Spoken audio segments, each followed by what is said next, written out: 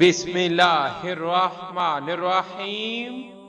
اللہ کے نام سے شروع جو بڑا مہربان نہایت رحم والا ہے، اور درود لا محدود حضور صلی اللہ علیہ وآلہ وسلم کی بارگاہ ناز کے اندر ہدیتاً، عقیدتاً، محبتاً، نذرانتاً، تحفتاً، مودتاً، ادباً پیش کرنے کے بعد قیامت کی ہولناکیوں سے نجات، رسول کریم صلی اللہ علیہ وآلہ وسلم نے ارشاد فرمایا کہ اے لوگو، قیامت کے دن اس کی ہولناکیوں اور اس کی تلخیوں سے تمہیں سب سے زیادہ بچانے والا عمل دنیا میں تمہارا مجھ پر کثرت سے درود شریف پڑھنا ہے۔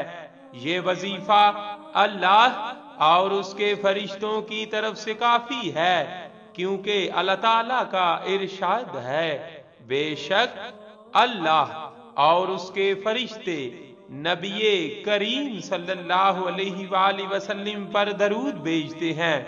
پھر اس نے اسی وظیفہ کا حکم مومنین کو فرمایا تاکہ وہ انہیں اس پر اجر عطا فرمائے۔ صلی اللہ علیہ وآلہ وسلم۔ صلی اللہ علیہ